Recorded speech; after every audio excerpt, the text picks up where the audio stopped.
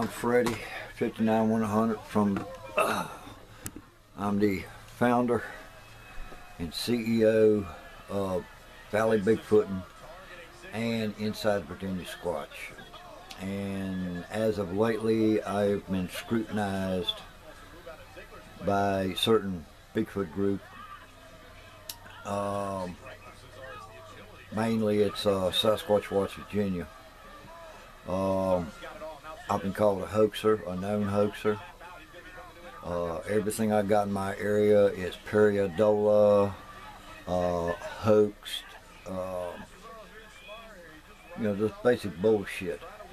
And I heard about it, so I went out and I made 2 videos. I did a recreation of both areas that I was in. The first area was where I videotaped them in back last May when I saw that family group and got them on video. And the one I got a couple months ago, about 4 or 5 months ago, and he put his back to me. And I'm here to tell you that I'm a one guy group. I have friends and members that are on the internet.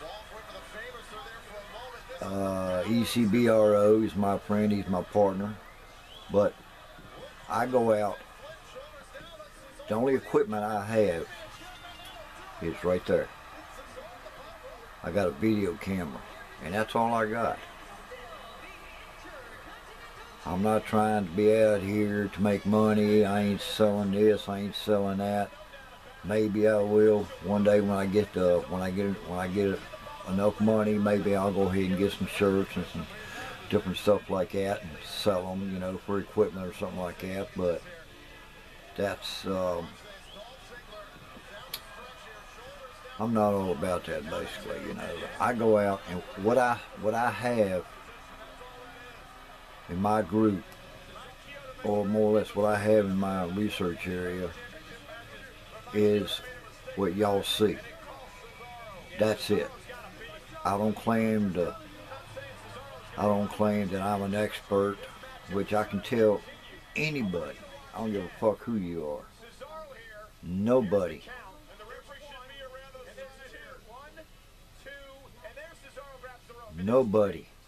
is an expert on Bigfoot. The bottom line is we're all out here to gather information. That's why when I go out, I show a lot of, I'll put it this way, I videotape a lot of structures, tree bends, breaks, stuff like that. And I'm not saying that every piece I see is a Bigfoot. You learn over the years as being an arborist, you know what's nature and what's not nature. That's where people have a real problem. I'm in the woods every day. I practically live in the woods because that's what I choose to do. I know every animal in my woods. I know how they act. I know their scents. I know their smells. I know their walks. I know their tracks. I know their sounds when they make it. And me personally, I don't give a shit what people think. I'm an outdoorsman. I can bring anybody in and show them exactly what I know. But instead, I have people ragging me. Oh, you're this, you're that. I'm not claiming to be anybody special. I'm not out here to make money. I'm not out here to be a movie star. All I'm doing is showing what I see. And basically, I'm teaching what is taught to me through what the Squatches do in my area. That's it. No more, no less. I don't care about getting ridiculed. That don't bother me a damn bit. You can call me a hoaxer, you can call me whatever the hell you want. I don't care, because in the long run, I know what I do in my area. I'm proud of what I do in my area. Like I said a long time ago when I made one video explaining that I believe in Bigfoot. I believe in it. I have 3 clans in my area, and got a bunch more traveling through, for a simple fact, I'm right off the Blue Ridge Parkway and the Appalachian Trail. So I've heard all sorts of stuff from everybody, which don't really bother me. What bothers me is I'm tired of it. This group, Sasquatch Watch Virginia, I'm older than him by a long shot. And I'm gonna tell him, when I go in the woods, I know what I'm looking at. I look, I keep my eyes open, I listen, I observe.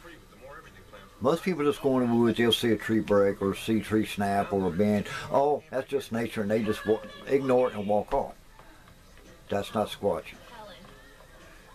Squatching, you observe, you look at the trees, you look at the ground, you look at the limbs, you look at the twigs, you look for breaks, you look for footprints.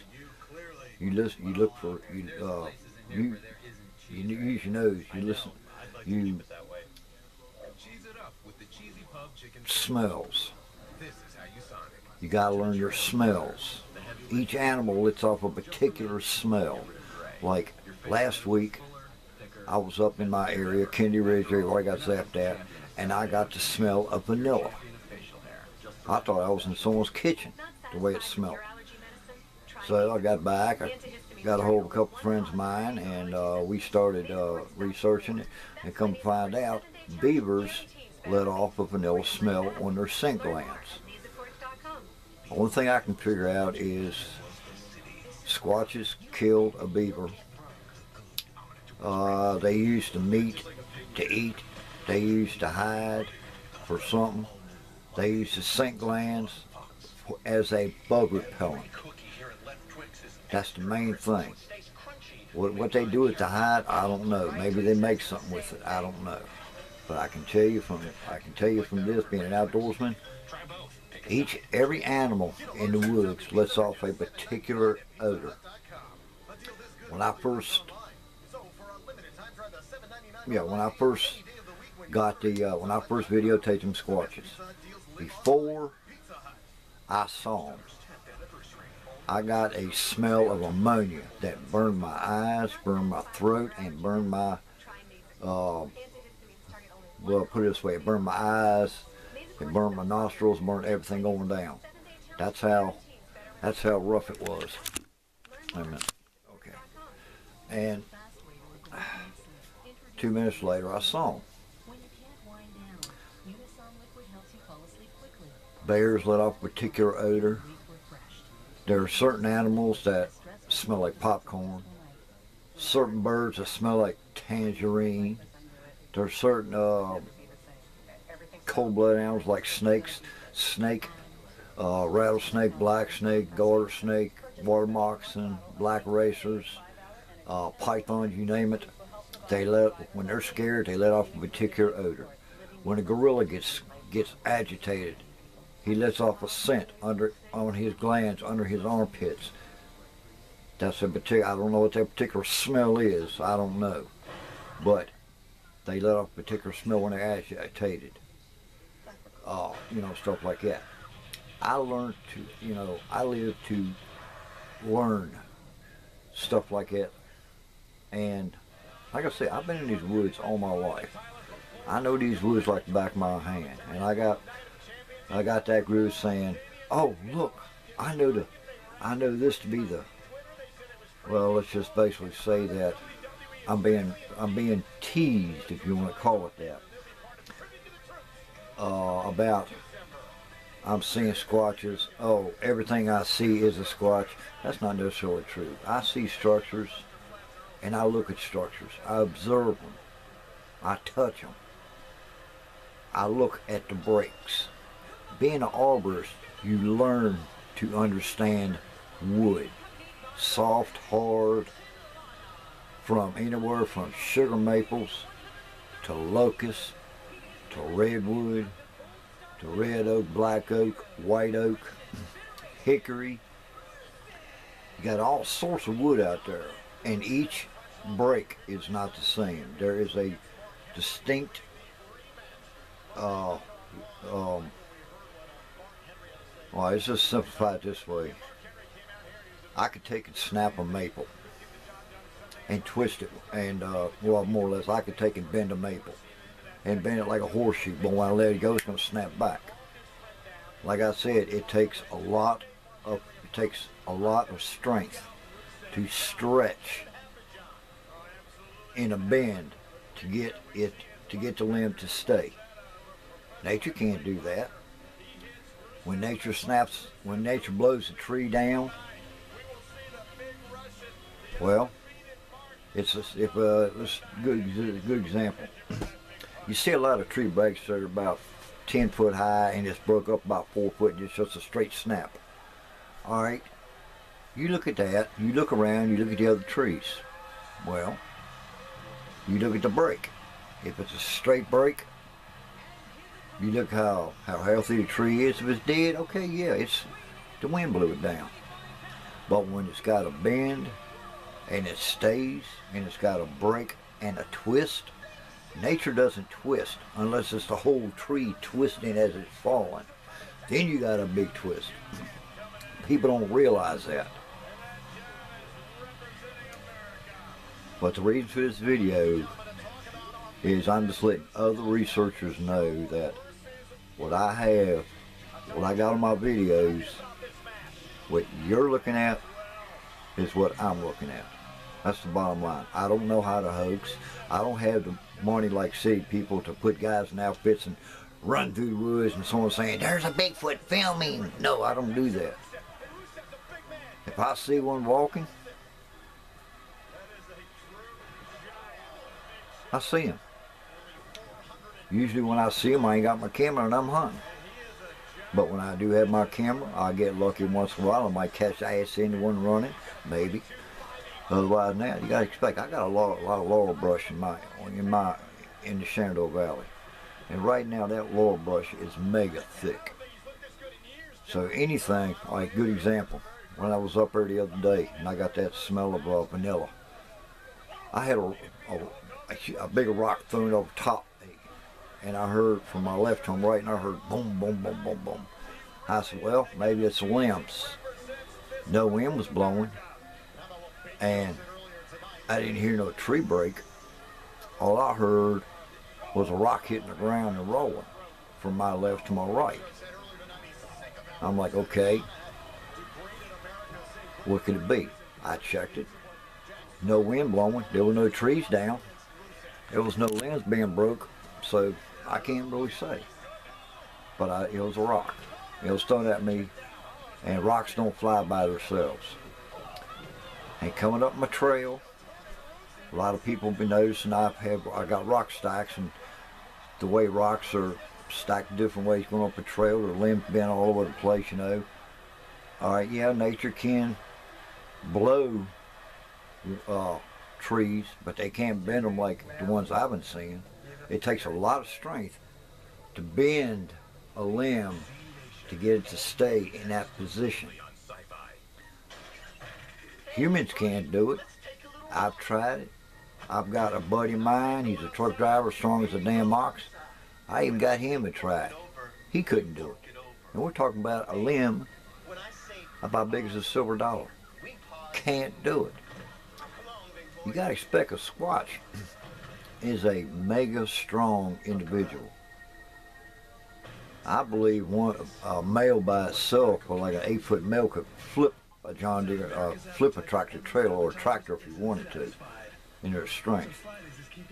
But they're agile, they're fast, and they're good. So, the bottom line is, I'm not here to claim anything. I'm just a plain person with a single video camera. I have no money. Daniel is my partner. He takes what he does with his group is his business.